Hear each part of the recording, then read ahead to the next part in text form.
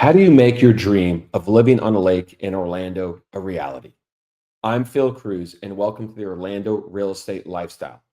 I was overjoyed and overwhelmed when my wife and I bought our piece of lakefront property in the Soto area south of downtown Orlando a few years ago. My dream was to build a lake house for my kids to grow up in so they could enjoy splashing on the shore with their friends, interacting with nature, and paddling and boating with neighbors and family. My dream has become a reality, thank God. How can you follow in my footsteps? Now, this topic of living on a lake in Orlando is a repeat of two episodes I did early on in my podcast career. I've combined them both, and I'm restating it here for you. I have more listeners now, and people are always asking me how they can realize the same dream that I did of living on a lake. So, we're going to be talking about how to assess the lakes in Orlando and Central Florida to find the best one that suits you and your family, strategies to find lakefront property for new builds or rehabs, and other considerations about lakefront living, like potentially dangerous wildlife, lake cleanliness, lake noise, and more. But of course, before we get started, I am a real estate agent. I can obviously help you find any of these lakefront properties we're discussing. One of my main lead sources are indeed listeners like you. So when it's your time to make a lakefront purchase, or if you need to sell your home, or you have a friend or family member that has a real estate need, think of me, Phil Kruse. That's Kruse with a K, Kruse. A portion of all my real estate commissions go to charity. I volunteer at the New Image Youth Center in downtown Orlando and Paramore. So I put my money and my mouth where my mouth is, so to speak. I walk the walk.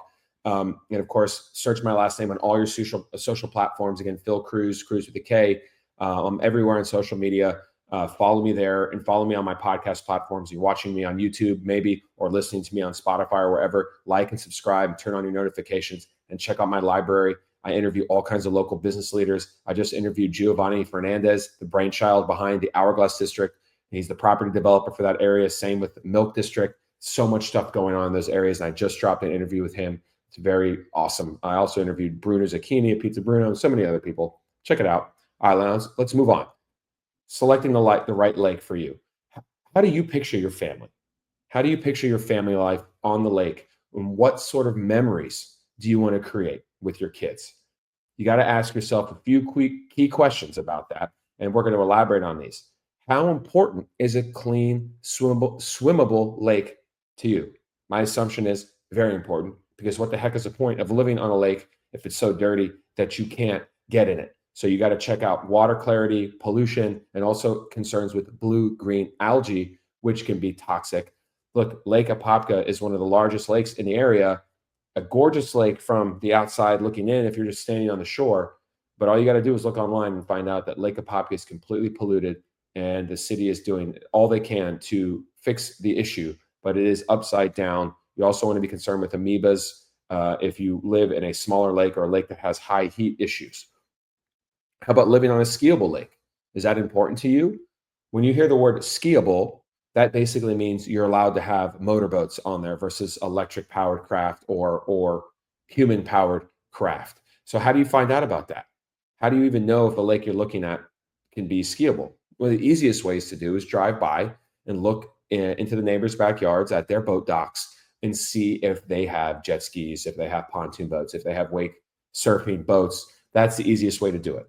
The next easiest way to do it is simply call the county or the municipality that has jurisdiction over the lake, or have your real estate agent help you with this. And they will tell you pretty quickly if the lake is allowed to have motorboats on it or not. Along that same vein, assuming it is indeed skiable, are you comfortable living on a lake with public boat access, or do you want a private lake? So many people I know have dreams of living on the Conway chain. I live in the Soto area south of downtown Orlando. The Conway chain is a huge part of this region. You have the Winter Park chain of lakes, of course, farther north, and of course out west and south a little bit, you have the Butler chain. These are three of the biggest, most prestigious lake chains in all of Central Florida. But guess what? They're all public access. That means anybody can come with their boat and put it in on one of the many public boat ramps. Yes, even the Butler chain, where Shaq used to have his $30+ million mansion, and there's many $10+ million mansions there in Isleworth. Those properties can be accessed by public boat ramps. So do you want full private? How easy is that to find? What is deeded lake access? Okay, deeded lake access is communities where you don't necessarily live on the lake, but you have access to the lake through either your deed or through an HOA, a homeowners association, that grants you access to their, call it semi-private boat ramp. Only folks that live in that HOA community or that have deeded lake access, which is more of an old school thing, only they can access and have the key and access that gate. Now, keep in mind, you want to understand your neighbors and find out if they are passing out keys. It's not uncommon for people to make key copies or maybe and give them to their friends and family so they can use those semi-private boat access points. Now, there's newer technology, codes and key cards and things like that that can make that less easy to do, but just keep that in mind. And do you want peace and quiet, or do you love the energy of having weekend boaters out there, jet ski folks? Think about, again, the Conway chain. There's, the sandbar, and many weekends, especially during the summer, it's packed with tons of people. And guess what? You end up with a bunch of drunks out there driving their boats around. It can be create an unsafe situation. Just make sure you're okay with that. And make sure you understand, and that's an example, where that sandbar is relative to the home you're looking at. That may or may not be something that you want right, kind of in your backyard. And not to mention the wave action, constant noise of boats going fast back and forth. So it just depends on, what your lifestyle choices are and what you visualize, like I said earlier, for your lake.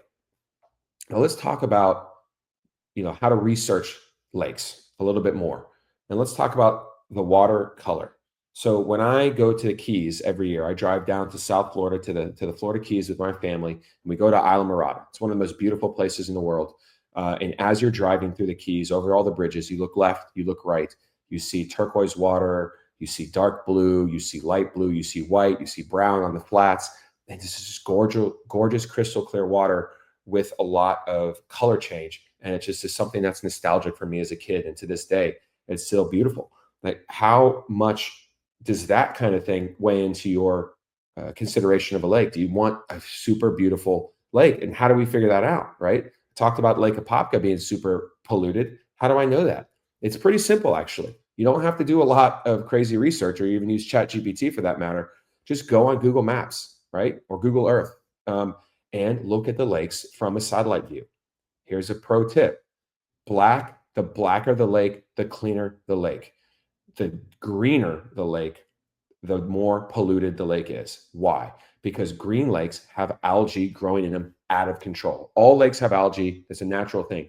But when it's so off the rails because the lake has been filled with nitrogen and other pollutants that feed the algae explodes in growth, ends up creating a green situation, and that blocks light from the plant life below and kills the grass in the lake, and it basically can actually just kill the entire lake.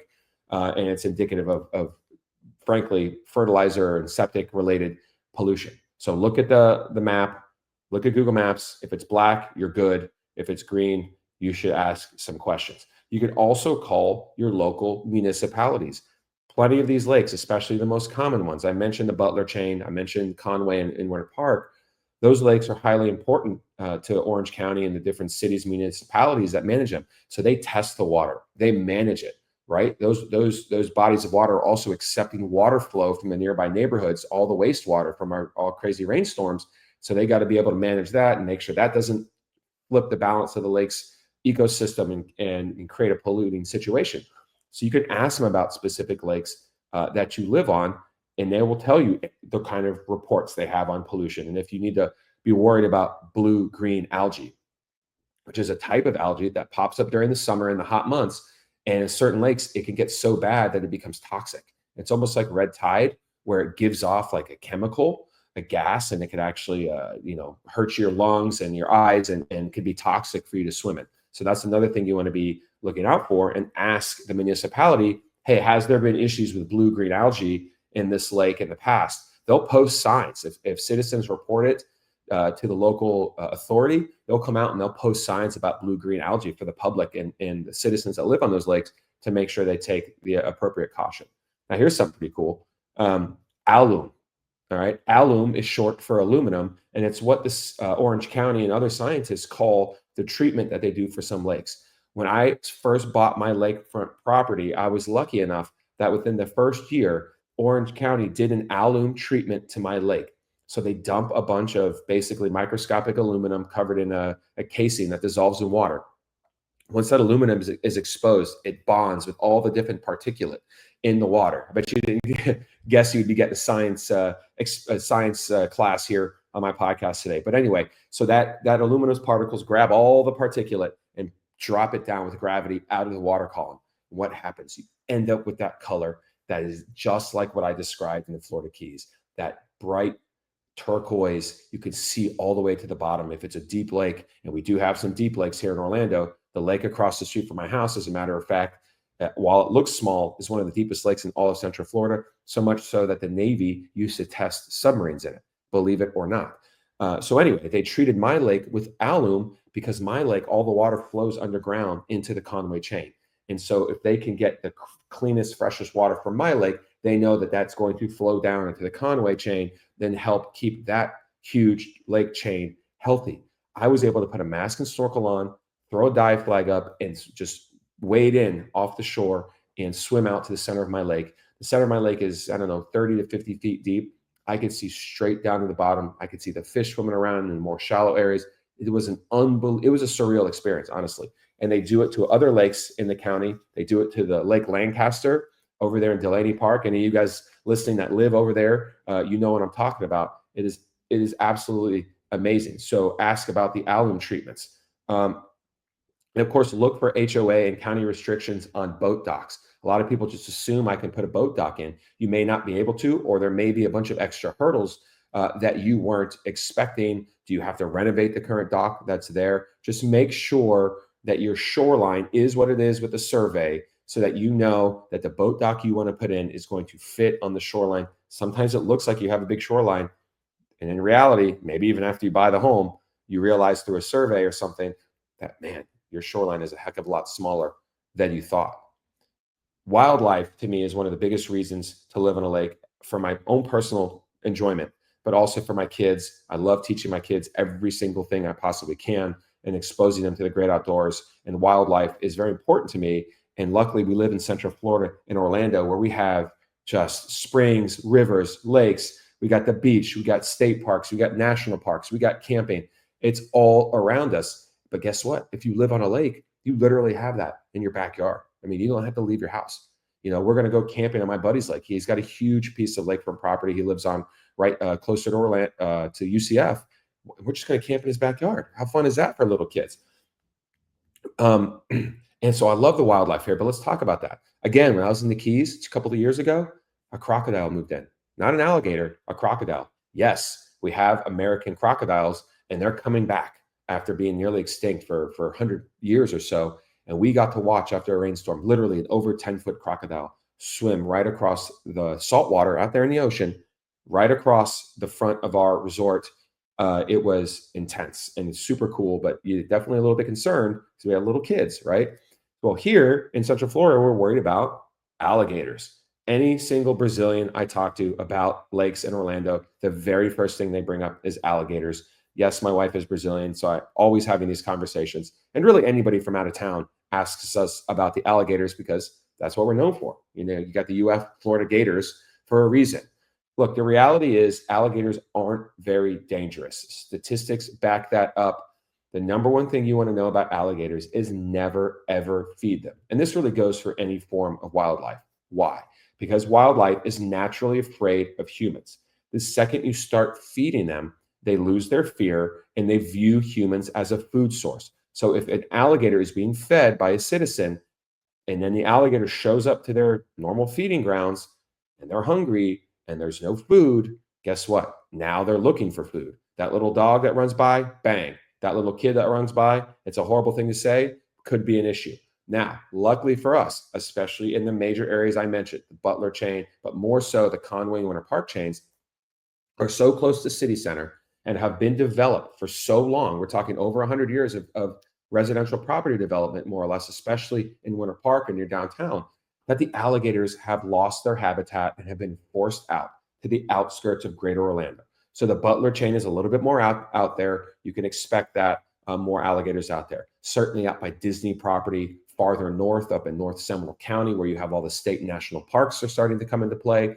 That's the natural habitat and established habitat of the alligators. You can expect them to be there. If you're closer to downtown, you really don't have anything to worry about. I have multi-generation families that live on the lake I live in. They've never seen an alligator. They've heard stories maybe once in their lifetime. You can find articles about a girl who got attacked by an alligator 30 years ago in the Conway chain. She was out there in the middle of the night, jumped in. It was a freak thing. It's extremely, extremely rare. Now, what if you do live in a place in a lake with an alligator, or you do see one? Call the Fish and Wildlife Commission. One of their jobs is to help manage nuisance or dangerous wildlife. What they'll do is they'll come out, and if the alligator is of a certain size, I think it's 4 or 5 feet, they will for free pull that alligator out and relocate it to an alligator friendly area of Central Florida. So again, if the lake is surrounded by homes, you got 10, 20, hundreds of houses looking at the lake. They're going to see the gator. They're going to call FWC. It's going to be taken care of immediately. One thing you do want to be aware of is water moccasins. A lot of people don't talk about that. They talk about alligators. Water moccasins are a pit viper, highly venomous snake that lives in the bushes. So if you're playing around in the bushes, high native plants, it could be an issue. So you want to stick to clearings where you can see if there's snakes. That's one thing. And again, this is obviously more of an issue out in the outskirts of Central Florida where water moccasins thrive. There's not really a moccasin issue here in the lakes in Central Florida. I've never seen one. You will see other snakes though. They're pretty awesome. Also, of course, you have otters. Did you know we have otters? They're all over the place. Any of our lake chains have otters. They're so beautiful. I love the ospreys. They're one of my favorite birds. Catching fish. Did you know ospreys only eat fish? Pretty cool. And when they catch the fish, they move it around in their talons so that the head faces forward so they can fly aerodynamically. Another science fact for you. You got your turtles, you got your wading birds. You can collect the shells that these wading birds eat, the mussels and apple snails. We've collected shells and made artwork with my kids. And I even put up wood duck boxes. So we have awesome wood ducks. You have mallards and you have wood ducks. Wood ducks look fake. They look like they've been painted by an artist. They're gorgeous. And of course, you have all our giant live oaks that house bats. So you get all the bats flying around over the lakes at sunset and sunrise. You can fish on all these lakes. We have some of the best bass fishing in the world. These are all things that you can think about if you want to be purchasing a lakefront property or building a lakefront home. You know, my wife goes out there and she went like 3 or 4 times of fishing, casting after I've been out there casting for maybe a half hour. Very first cast, boom, off the shoreline, catches a massive bass, bigger than my forearm. Okay, I'm 6'2". All right, and she did that like 3 or 4 nights in a row over the span of like 2 weeks. And when the nights that we were fishing, it was unbelievable.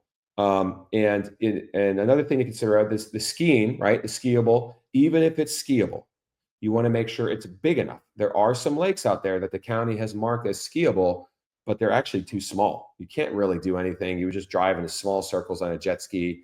There is wake surfing now where you can go really slow on the back of a boat and still have awesome times of surfing the wake and let go of the rope and actually surf. It's unreal. But it's totally cool. Make sure you know about that. That was a little quick pivot away from the wildlife. Now let's get to what you really want to know about, which is how to buy lakefront property. What are the tips to buy lakefront property in and around Orlando? My story for how I found my lakefront property is kind of crazy. We went to buy this piece of lakefront property years ago. I couldn't afford it at the time. I brought my wife out there. We looked at it, said, this is perfect. We got to buy this. And we realized we couldn't afford it, so we chose not to. And it got purchased by a woman who lives in California. Fast forward a year later, I'm randomly driving by. I see a for sale by owner sign knocked down in the yard. I pull over. I'm like, well, this is crazy. I pick it up. I dust off the grass. I call the lady. Sure enough, it's the sister of the owner who lives here. Long story short, they were listing it with the listing agent the very next day. I said, I'm a real estate agent. I want to buy this. Let me manage it for you. I'll save you the commission, et cetera, et cetera. Next thing you know, bang, we have that lot that I wanted, and we built our house on it. So it was completely unbelievable and kind of serendipitous. And they'll get to some tactics that kind of mirror what I did so that you can understand how you can attack it. Look, lakefront property is hard to find. As of this recording, this morning, I checked. There's only 31 pieces of lakefront land for sale within a 10-mile radius of Orlando. So that includes the whole Conway chain, that includes the whole Winter Park chain, all the lakes in between. That includes the eastern part of the Butler chain. 31 pieces of land. And guess what? I selected waterfront. A lot of that is on canals or really small lakes. So probably, you know, 2/3 of that are really actually on lakes like the ones we're talking about. The same 10-mile radius, there's only 130 quote waterfront homes for sale on that same 10-mile radius. Probably half of those are on tiny lakes that barely constitute lakes and canals, and they're expensive, very expensive. What do I mean by expensive? Okay, let's focus in on the Conway chain. Butler chain is crazy. The Winter Park chain is crazy. Multi-million-dollar homes. There's an $11 million home listed on the Butler chain right now as an example. Land is going on the Winter Park chain of lakes for over $1 million easy per lot. So on the Conway chain, there's 23 homes available, waterfront homes available for sale. Over about two thirds are 800,000 or more. And those ones in the 800 range are probably on the canals. And then you have the $1 million homes that are actually on the lake. So that should give you just kind of an idea of pricing. Now, obviously, lakefront comes with a premium pricing.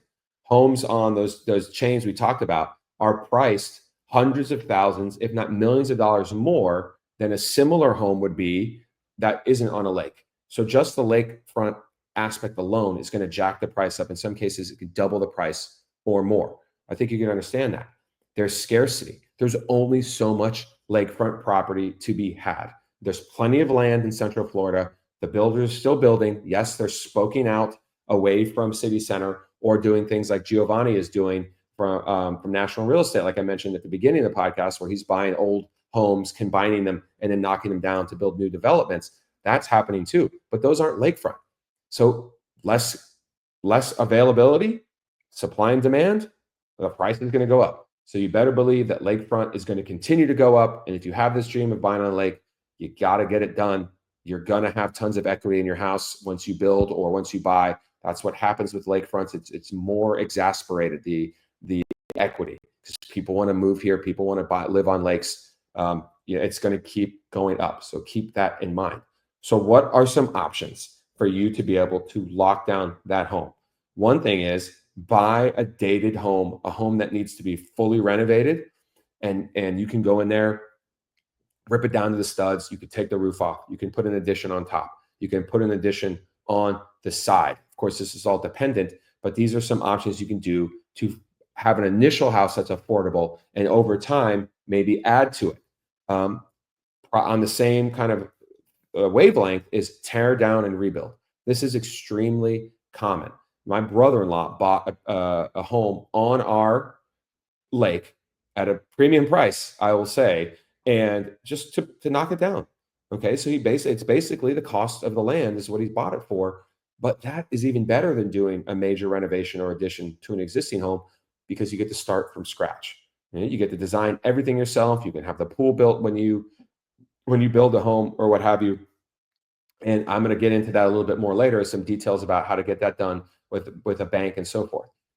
A creative way to do it also is look at a home that is maybe an old tear down or an old rehab, and then you could split off a portion of land. That's what somebody did with my land.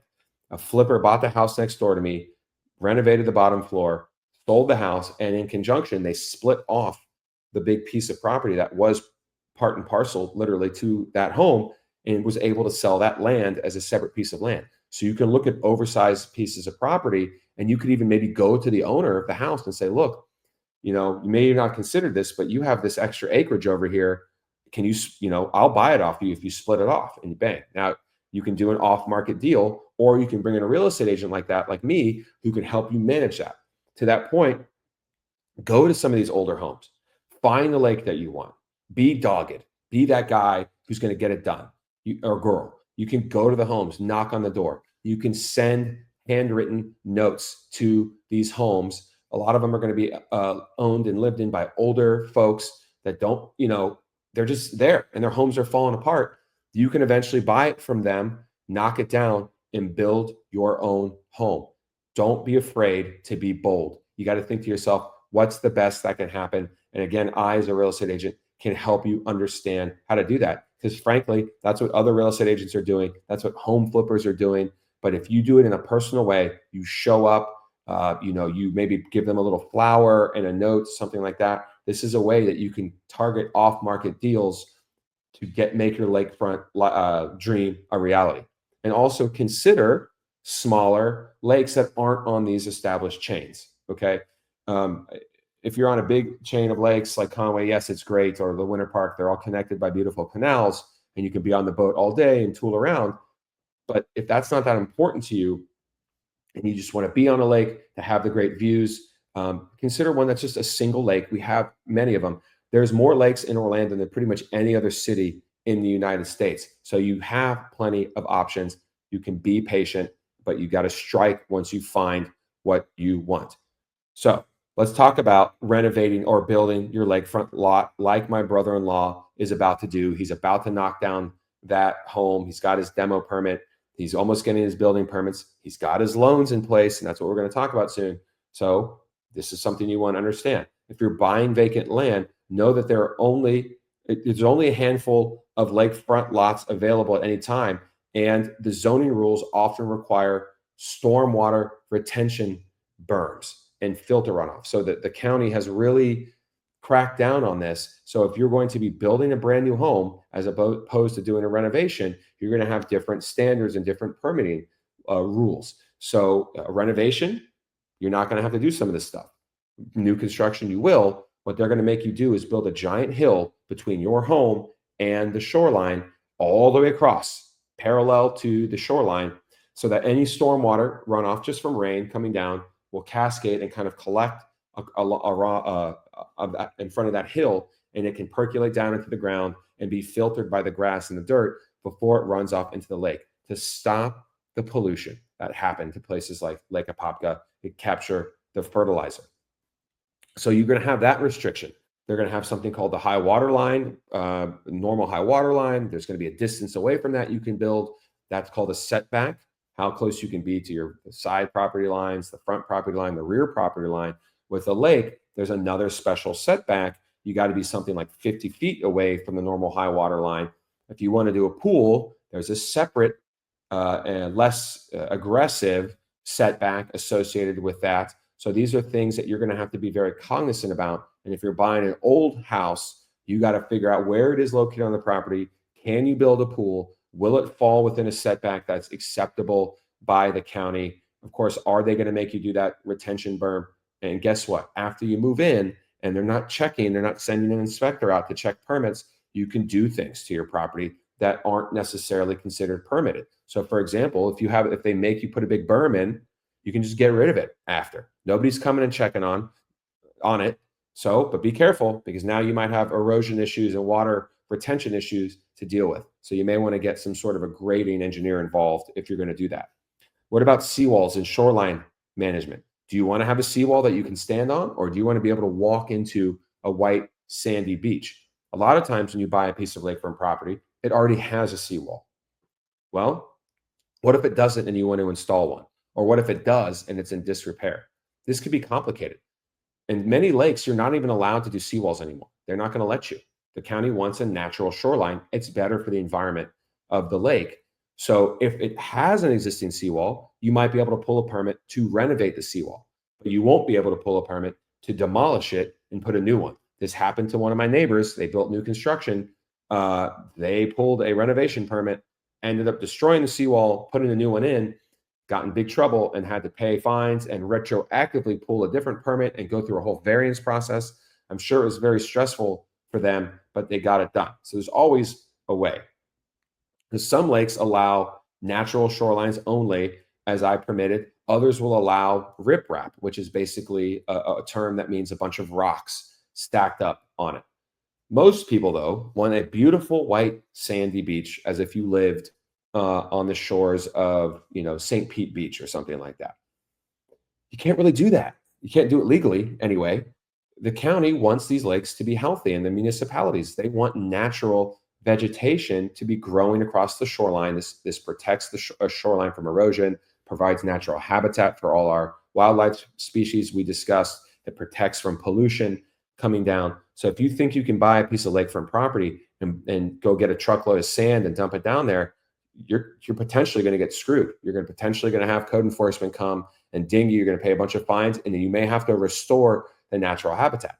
But I have solutions. This is why you want to hire somebody like me to help you through this whole process. There are contractors associated with private contractors that work with the county that know how to work the system, where they can find, quote, invasive plant species on your shoreline. They can clear out the shoreline for you. They're going to have to go back in there and plant natural species, okay? And you're going to have to be patient, because then Orange County is going to come out there, in the case of Orange County anyway, and inspect these plant species. And they got wise to this whole game, and now they do it for months or maybe even over a year. They're going to keep coming out there and inspecting, and they might have to force you to plant more native species. This is to stop you from making the beach. Now, of course, if you buy an existing home where you're not pulling full-blown construction permits, where you're not pulling a permit to clear the lake shorefront, there's no one checking. Then, yes, as long as your neighbors are cool, nobody's blowing a whistle on you, you can bring in sand, you can create your natural shoreline, you can hire a shoreline manager that keeps the seagrass in the water down, that removes the plants, so you have an unbroken view and you can walk right into the water. It's an amazing thing. Septic systems need to be considered. Is this complicated enough for you? Are you living on a sewer or a septic? If you live on sewer, if the lakefront property you have is going to be on sewer, you have more flexibility. This is always the case, right? If you live on a house with sewer connection, you have no issues putting a pool in your backyard.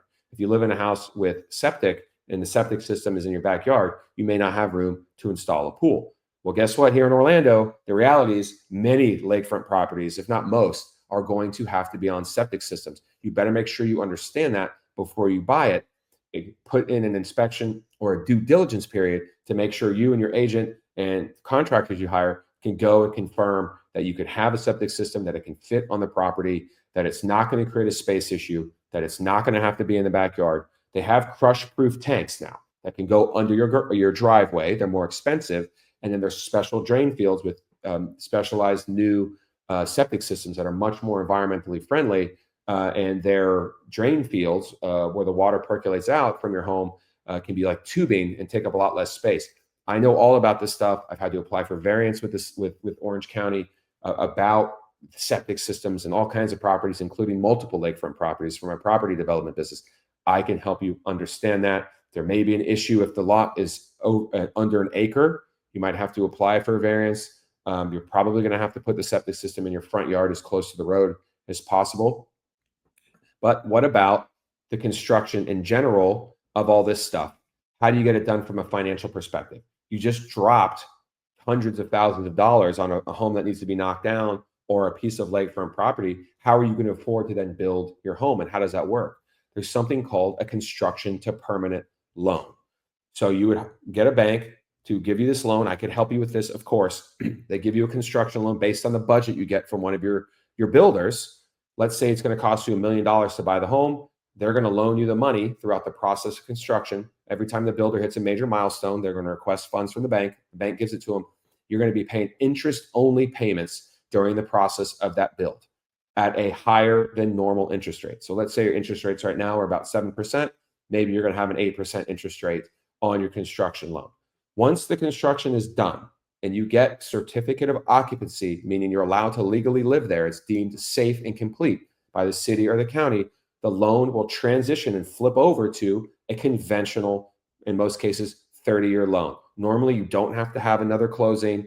And in many cases, they allow you to recast your interest rate, which means for free, if the interest rates are lower at that time from when you originally signed your construction loan, you can actually lower it. In some cases, that might be significant, especially right now with higher interest rates. Maybe a year from now, they come down by a full point or more. You can recast and you can have a lower interest rate. I can help you with all that. There's also rehab loans that can be rolled into the cost of the purchase of a home. If you're buying a lakefront home that needs to be rehabbed. Now, this has become a long podcast about lake life. I can send you a condensed PDF flyer about what to do, how to buy land, how to buy a house on a lake. Hit me up, Phil Kruse with a K, Kruse, all over social media for you. And I got more coming. Look, what else is there to consider? Do you want to, the unmatched understand like the views you're going to have. Like, can you put a price tag on that? Right? Maybe you can, but the lifestyle, that's those prices. Getting out there, um, sunset versus sunrise is a big one. Okay, do you want the sunset in your backyard? If so, you better be looking at parts of the lake that are going to get sunsets. That's going to limit your options of where you want to buy. Sunrise, same thing. Maybe you're an early riser and you want to see the sunrise coming over your lake.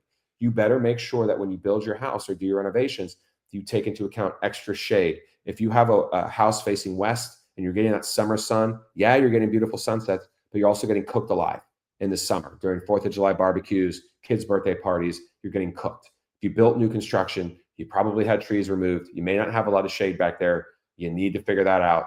Build a pavilion or a pergola, get some shade solutions, get a large patio with a large roof overhang so that you can escape, and great window treatments to protect your home, the inside of your home, from sun damage and also from you. Same on the sunrise, so you don't get blasted in the morning with the sun over the lake, waking up your kids, which will come running and, of course, wake you up. Not that that ever happens to me. Other things to consider are flood risks, lake levels rising and falling. That's something you're going to need to think about if you're installing your dock. Maybe you do a floating dock, maybe you do some sort of a hybrid dock. Water levels fluctuate a lot with seasonality, right? In the dry season, the water levels can go down by multiple feet. And in the wet season, they can come right back up. So be prepared for that. If you're building a brand new dock or you're building a new home with a dock, make sure you talk to your dock contractor about that and make sure you understand how your shoreline is going to be affected by that so that you can take the necessary steps. Now, flooding. Everyone just assumes you live on a lake, you're going to have flood insurance. You're in a flood zone. That's not true. Most of the lakes in Central Florida are actually sinkholes that have been around for thousands, if not millions of years. Okay, so they're well established and there's no flooding. I live very close to a lake. Obviously, it's in my backyard. I'm not in a flood zone. I don't need flood insurance. And when Hurricane Ian came and flooded so many areas of Central Florida, especially downtown Orlando and other major lake chain areas, yes, the water came up many, many feet into my backyard, into my wife's volleyball court and stuff, but it didn't come anywhere near our pool, didn't come anywhere near our house. We're just so much higher up with the slope of our yard that we don't need flood insurance. Now, I interviewed Del Schwalz, another Orlando entrepreneur who is an environmental engineer that does work all over the state mainly, but has done work in Australia and all over the country. And he says, if you live in Florida, you should have flood insurance, period, because you don't know.